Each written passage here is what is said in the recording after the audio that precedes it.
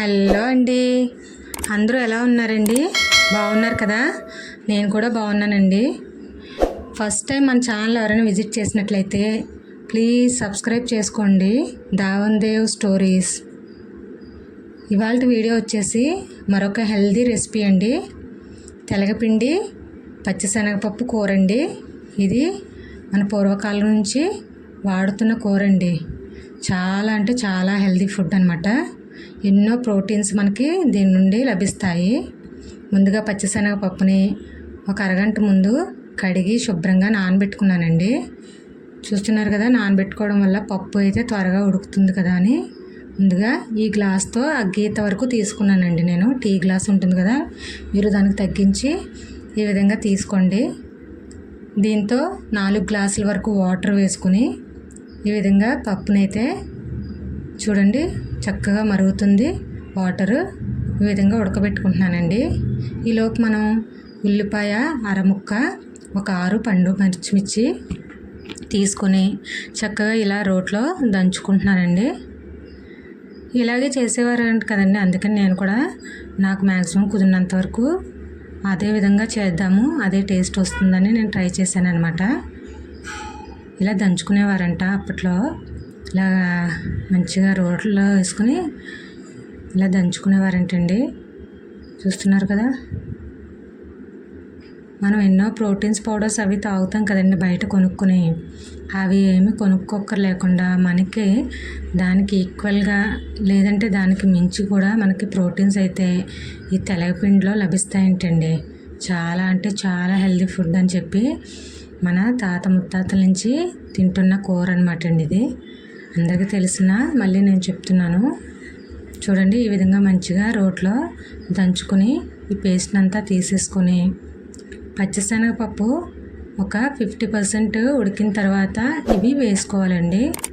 అది పలుకు ఎలాగ చూసుకుంటున్నారు కదా, అలా 50% ఉడికింది అన్నప్పుడు ఈ ఉల్లిపాయ పండుమిర్చి వేసేసుకొని మంచిగా కలుపుకోవాలండి. ఇందులో నేను ఇంకా కారం వేయట్లేదు, పండుమిర్చి ఎర్రగా ఉండడం వల్ల మీకు అలా అనిపిస్తుంది. ఒక చిన్న టీ స్పూన్ అంత పసుపు వేసుకున్నాను. అలాగే సరిపడంత ఉప్పు వేసుకుని ఒకసారి మంచిగా అంతా కలుపుకోండి. కలుపుకొని ఇప్పుడు అది పప్పు ఒక 90% వరకు ఉడకాలండి. చూడండి 90% అయితే ఉడికిందండి. ఇప్పుడు అదే గ్లాస్తో టీ గ్లాసు తెలగపిండి తీసుకుని దాంట్లో మంచిగా స్ప్రెడ్ చేసుకోవాలండి. చూస్తున్నారు కదా, ఈ విధంగా స్ప్రెడ్ చేసుకుని అసలు కలపకుండా దాన్ని అంతా సెట్ అయ్యేలాగా వదిలేయండి. ఒక 5 minutes వదిలేస్తే అది వాటర్ అంతా అబ్జర్వ్ చేసుకుని మంచిగా సెట్ అవుతుందండి.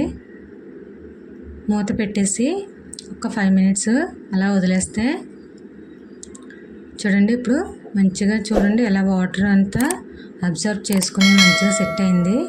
ఇప్పుడు తెలగపిండి ఉండల కింద లేకుండా మంచిగా కలుపుకోవాలండి. ఈ విధంగా కలుపుకోవడం వల్ల తెలగపిండి మొత్తం కూర అంతా కలుస్తుంది అనమాట, లేకపోతే ఒకే చోట ఉండిపోతుంది. అందుకని ఈ విధంగా మంచిగా గరిటెతో ఈ విధంగా కలుపుకుంటే ఈవెన్గా అంతా కలుస్తుంది అనమాట.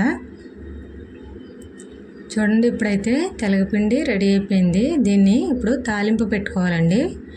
మనం పప్పు ఏ విధంగా అయితే తాలింపు పెట్టుకుంటామో అవే తాలింపులు, కాకపోతే ఇందులో వెల్లుల్లి కొంచెం ఎక్కువ వేసుకుంటాం. పొట్టు తీసేసి మంచిగా ఎక్కువ వెల్లుల్లిపాయలు వేసుకుంటాం. నేనైతే ఇక్కడ ఒక 20 వరకు వెల్లుల్లిపాయలు తీసుకున్నానండి. ఇంకా ఆవాలు, జీలకర్ర, ఎండుమిర్చి, కరివేపాకు, కొంచెం మినపప్పు, అన్నీ మామూలుగా పప్పుచారుకి ఎలా పప్పుగా వేసుకుంటామో అవే పోపు దినుసులండి.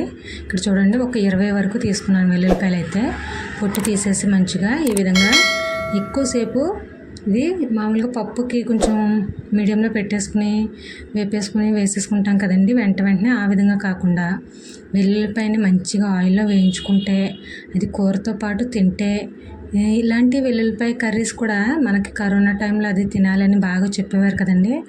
ఇవి తింటే అటువంటి రోగాలు కూడా రాకుండా మనకి రోగ నిరోధక శక్తి అయితే పెరుగుతుందంటండి బాగా, ఇలాంటి కూరలన్నీ తినడం వల్ల. చూడండి ఇలా కొంచెం టైం పట్టిన ఒక 5 minutes మంచిగా వేయించుకుని అప్పుడు ఈ తెలగపిండి ఏదైతే ఉందో అందులో కలిపేసుకుని బాగా దాన్ని కూడా 1 నిమిషం పాటు వేయించుకోండి. చూడండి. ఒక 2 నిమిషాలు ఇలా మంచిగా కలుపుకొని మొత్తం తాలింపు అంతా కలిసేలాగా మంచిగా కలుపుకొని ఒక 2 నిమిషాలు ఆగి స్టవ్ ఆఫ్ చేసేసుకోవడమేనండి. అంతేనండి, ఎంతో టేస్టీగా ఇంకా హెల్దీ రెసిపీ అయితే రెడీ అయిపోయింది. ఇదండి ఇవాల్టి వీడియో. మీకు కనుక నచ్చినట్లయితే ప్లీజ్ లైక్ చేయండి, షేర్ చేయండి. కొత్తగా చూసేవాళ్ళు సబ్స్క్రైబ్ చేసుకోవడం మర్చిపోద్దండి. Thanks for watching this video. Thank you.